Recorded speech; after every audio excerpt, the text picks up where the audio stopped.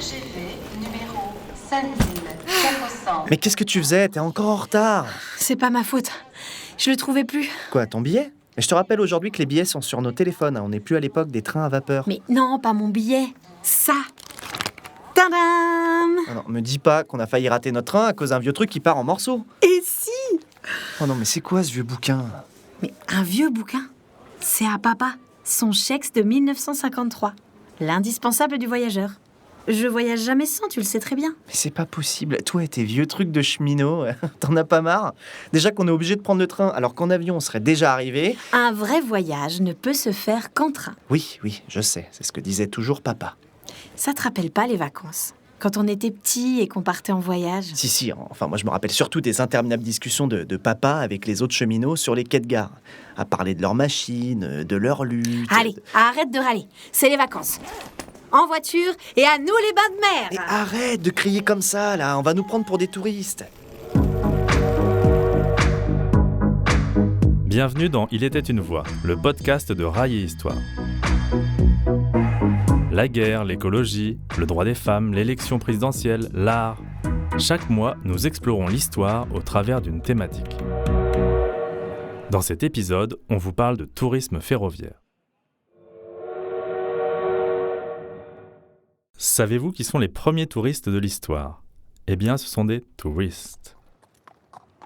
À la fin du XVIIIe siècle, le tourisme est une pratique répandue parmi l'aristocratie britannique.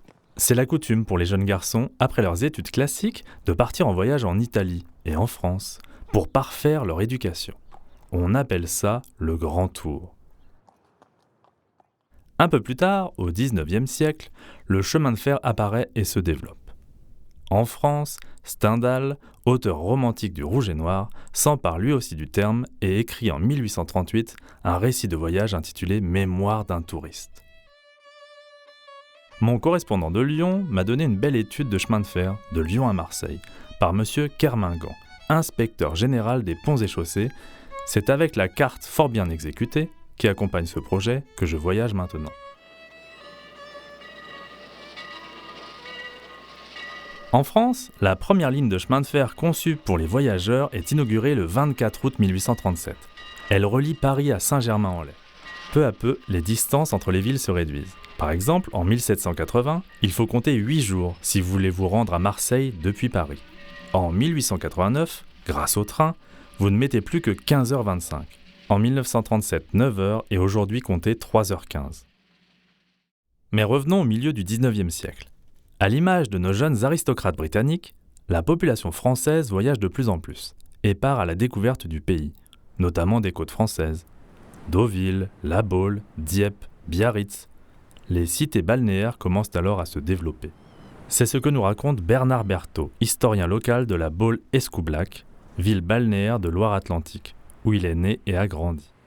Il est l'auteur du livre « 140 ans d'histoire de train », dans lequel il raconte l'arrivée du chemin de fer à la Baule-Escoublac. En fait, le train arrivait à Saint-Nazaire. En 1957, il est arrivé à Saint-Nazaire. Et quand il est arrivé à Saint-Nazaire, il a créé tout de suite une envie de la part du maire du Croisic. Il a pensé que le train pouvait être une opportunité pour emmener le poisson à Paris. Donc, de 1957 à 1979, il y a eu tout ce temps de préparation pour que le train aille de Saint-Nazaire au Croisic. Entre Saint-Nazaire, le Croisic et Guérande, il n'y avait rien qu'un petit bourg qui s'appelait Escoublac, et tout le reste, c'était le désert. On n'imagine pas qu'aujourd'hui c'était le désert. Et c'est là, dans ce petit bourg entouré de dunes de sable, que l'on décide de construire une gare, dans le village de la Baule-Escoublac en 1879. À l'époque, il est peuplé de 11 habitants, mais peu à peu, une ville se développe. Ça a été assez considérable puisqu'il y a eu, au bout de 2 ans, 11 000 personnes à aller dans l'année. Donc le train est arrivé en 1879. En 1881, il y a eu un premier villa qui a été construit juste à côté, qui existe toujours, qui s'appelle Saint-Bol, et qui a été faite par un monsieur qui s'appelait M. Lafont, qui était un Nantais, qui a construit sa première villa juste à côté du train. Puis après, il y a eu un restaurant, un café, etc. Ça s'est construit autour du train.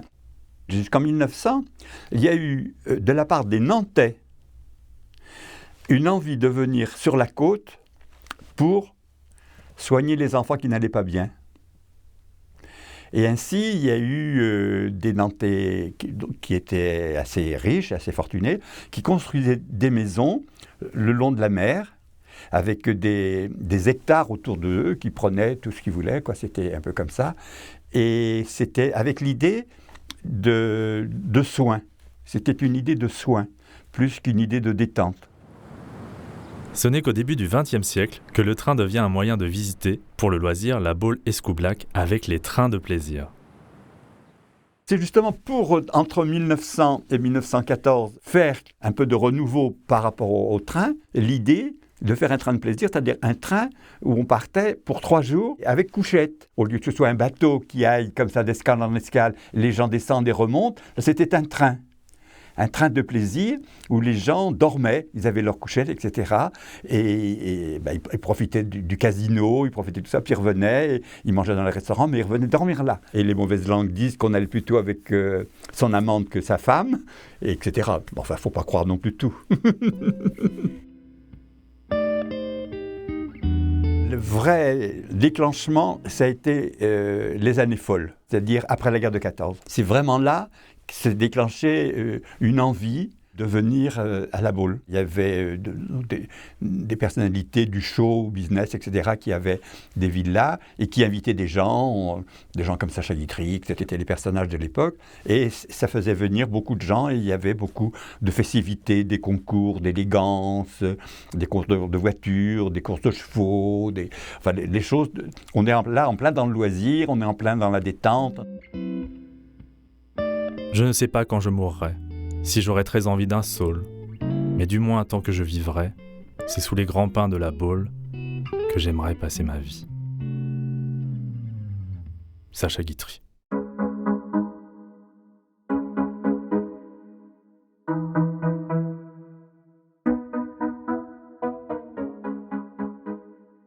Maintenant, avançons de quelques années. L'usage du train n'est pas encore très démocratisé. Ce sont majoritairement les classes aisées qui peuvent se permettre le voyage. Venait un peu tout le monde, puisqu'il y avait quand même les 3 classes, première, seconde et troisième. Mais il se trouve qu'il y avait un seul wagon de troisième. C'est-à-dire qu'il y avait peu de gens de troisième. Il y avait des secondes et des premières. Là, on voit que c'est des gens qui étaient aisés qui pouvaient venir. Et surtout, ce qu'on a du mal aussi à comprendre aujourd'hui, c'est qu'on venait avec tout son personnel. Il y a très très peu de familles qui vivent ça actuellement, qui viennent avec leur personnel. Ce n'est qu'avec les luttes des années 1930 et l'arrivée du Front populaire au pouvoir en 1936 que les lignes vont bouger. J'ai appelé Madeleine Pétavin, cheminote retraitée, syndicaliste et membre actif de l'Institut d'histoire sociale de la CGT. Elle nous raconte le contexte historique de ces années. C'est énorme. On sort d'une crise. La grande crise de 1929, la crise de 1929, c'est bien avant et c'est bien après. C'est une question d'emploi, c'est des questions aussi de logement qu'on perd parce qu'on n'a pas pu payer. C'est une grande misère qui s'installe en France et pas qu'en France d'ailleurs.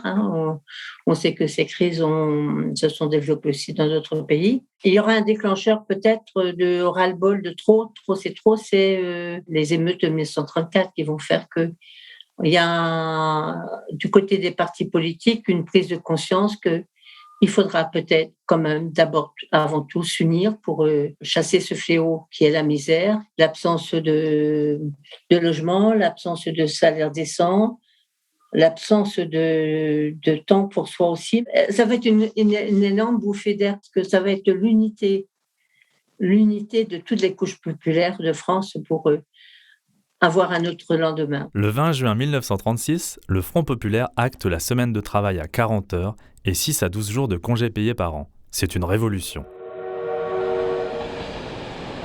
Tout d'un coup, des milliers de vacanciers remplissent les halls de gare et découvrent la mer. Du côté de ce qu'on n'appelait pas encore la SNCF, on embauche à tour de bras. Ce sont plus de 100 000 cheminots qui sont recrutés.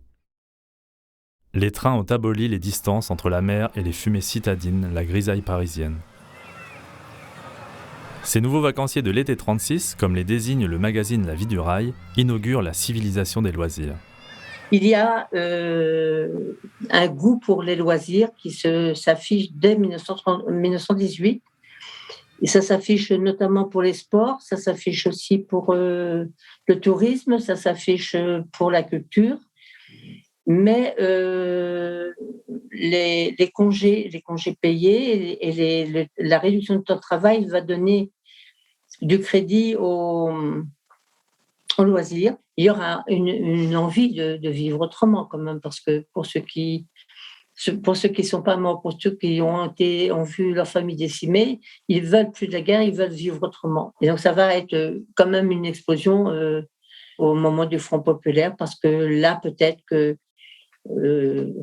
comme on dirait aujourd'hui, les gens se lâchent, acceptent l'idée que peut-être quand même le loisir, on y a le droit. Avoir du temps pour rien faire, c'est une notion très difficile à gagner. Et pour permettre d'accéder à ces loisirs, pour pouvoir voyager plus facilement, la SNCF met en place de nouveaux billets. Alors, le billet de Léo Lagrange, c'est un billet qui va avec les congés payés.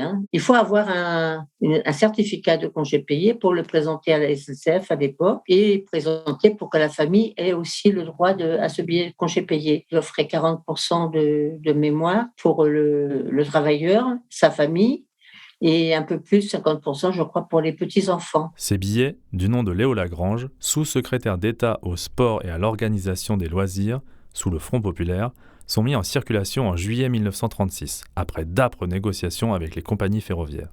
Grâce à ces billets populaires, les familles peuvent obtenir des titres de transport valables 31 jours, en 3e classe bien sûr, pour tout trajet d'au moins 200 km et avec un aller-retour. C'est difficile de mesurer le réel impact de ces mesures. Mais voici ce qu'on sait. En 1936, 549 205 billets Lagrange sont émis. En 1937, 907 857. Et les premiers à en profiter, ce sont les Parisiens qui rendent visite à leur famille en région. Cette énorme bouffée d'air frais, comme l'appelle Madeleine Pétavin, elle me fait penser à celle qu'on a pu ressentir à une autre échelle avec la création de la 5e semaine de congés payés en 1982 par le gouvernement Mauroy, ou la mise en place des 35 heures par le gouvernement Jospin dans les années 2000. Plus de vacances et plus de loisirs. Et vous d'ailleurs, vous partez en vacances cet été ? En train ?